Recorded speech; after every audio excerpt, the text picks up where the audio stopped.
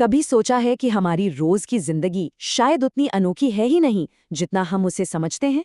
क्या हो अगर ये कोई कहानी नहीं बल्कि एक गड़बड़ हो, एक खराबी जो अरबों बार एक ही वक्त पर दोहराई जा रही है। चलिए इस ख्याल में जरा और गहरे उतरते हैं। जरा सोचिए, ठीक इसी पल लाखों लोग एक ही काम कर रहे हैं। वो सब एक चमकती हुई स्क्रीन को घूर रहे हैं। उनकी आंखों पर वही नीली रोशनी पड़ रही है। उनके अंगूठे एक ही जैसी लय में ऊपर नीचे हो रहे हैं। हमें लगता है कि ये दिन हमारा है, हमारे अपने फैसलों का नतीजा। लेकिन क्या हो अगर ये सब सिर्फ एक वहम हो, ये एहसास कि हम अपनी कहानी खुद लिख रहे हैं, जबकि असल में हम सब एक ही स्क्रिप्ट का हिस्सा हैं। और यही आज की हमारी पड़ताल का सबसे बड़ा सवाल है कि कहीं हमारा ये निजी तजुर्बा असल में एक सामूहिक बार बार दोहराई जाने वाली गलती तो नहीं।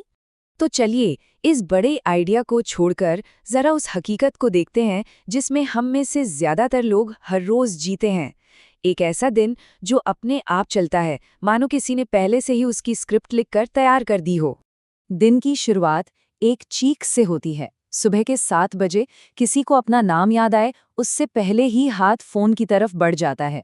ये एक आदत है, एक ऐसा नेविगेशन सिस्टम जो हमने कभी मांगा नहीं था, लेकिन हम फिर भी उसके पीछे पीछे चलते हैं। फिर वही सफ़र, वही गाड़ियाँ, वही इमारतें और वही कॉफ़ी और ईमेल्स का कभी ना खत्म होने वाला सिलसिला।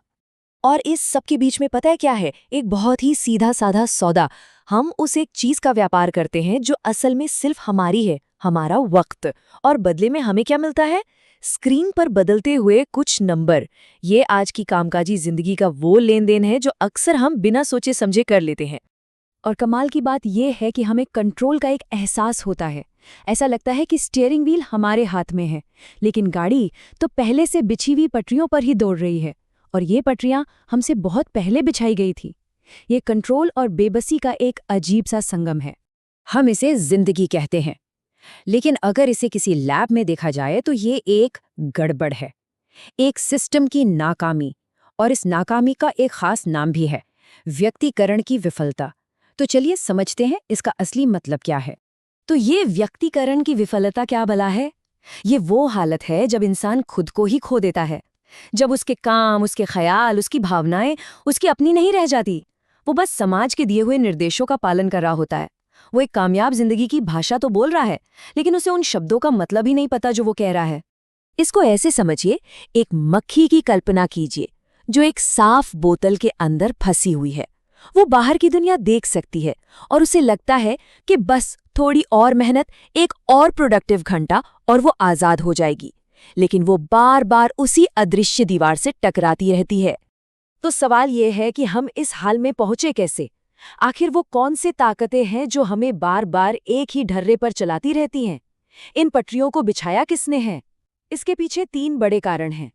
पहला है मनोविज्ञान, यानी हमारे अपने मन का खेल। दूसरा है टेक्नोलॉजी, जिसने इस पूरे खेल को और भी पक्का कर दिया है। और तीसरा है समाज, जो इस पूरे ढांचे को एक पिंजरे की तरह बनाए रखता है। चलिए इन तीनों को एक एक करके देखते हैं। साइकोलॉजी कहती है कि हम सब एक पर्सोना, यानी एक मुखौटा पहनते हैं जो समाज को पसंद आए। ये भीड़ में छिप जाने जैसा है। क्यों? क्योंकि हम अपने शैडो का, यानी अपने असली रूप का सामना करने से डरते हैं। हमारी वो इच्छाएं, वो ख्याल जिन्हें हम सोचते हैं कि कोई स्वीकार नहीं करेगा। ये एक अंदरूनी लड़ाई है। और टेक्नोलॉजी ने हमारे मन की इस आदत को एक साइंस में बदल दिया है। एल्गोरिदम एक मशीन में भूत की तरह है।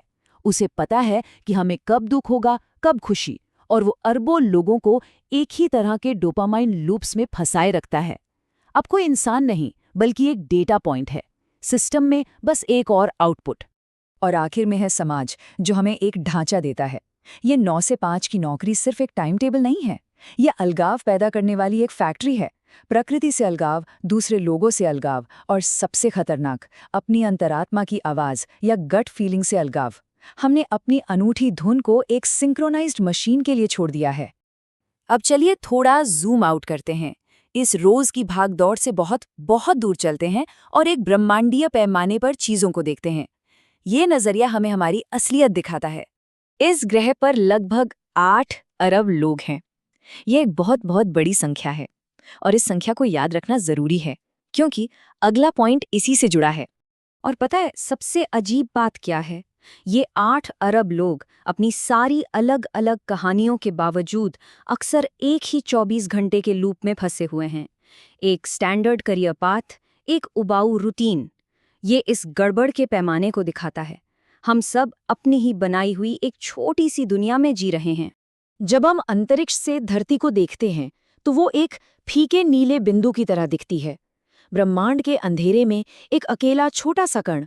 और इस कण पर हम एक बिंदु के छोटे से हिस्से के कुछ पलों के मालिक बनने के लिए खून की नदियां बहाते हैं और तनाव के सागर पार करते हैं। इस नजरिए से देखें तो हमारी रोज की चिंताएं और करियर के रास्ते कितने मामूली लगते हैं। तो अब सारे बाहरी शोर को हटाकर अंदर झांकते हैं। इस पूरी पड़ताल के अंत में सवाल ये है कि इस लूप में जीने की आखिरी कीमत क्या है? और ये सबसे ज़रूरी सवाल है। एक दिन इस ग्रह पर हमारी छुट्टियां खत्म हो जाएंगी और 200 साल बाद हमारा हर सीधा निशान मिट चुका होगा। हमारी तस्वीरें, हमारे ईमेल, हमारी विरासत, सब कुछ बस समय में घुल जाएगा। ये हमें याद दिलाता है कि हमारा अस्तित्व कितना छोटा है और ये सवाल खड़ा करता है कि हम अपना वक्त कैसे बिता रहे हैं। तो ये सवाल खुद से पूछना बनता है, अगर कोई अपनी पूरी जिंदगी बस दूसरों के हिसाब से जीने में बिता दे, तो क्या उस सूट के अंदर कोई था भी? या वो सिर्फ एक खाली खोल था, एक रोबोट जिसका चेहरा किसी ऐसे इंसान की याद दिलाता था जिसे वहां होना चाहिए था? और शायद असली समस्या बाहर नहीं, अंदर है। गड़बड़ दुनिया में नहीं है, गड़बड़ उस विश्वास में है कि हमें दूसरों के साथ कदम से कदम मिलाकर चलना ही होगा। गड़बड़ उस पल में शुरू हुई जब किसी ने अपने दिल की सुनना बंद कर दिया क्योंकि दुनिया ने कहा कि ये अजीब है। तो हम इस आखिरी सबसे गहरे सवाल पर आकर रुकते हैं। ब्रह्मांड के इस विशाल खेल में हमारा करियर, हमारा पर्सोना, हमारी टू डू लिस्ट, ये सब कुछ मायने नहीं रखता।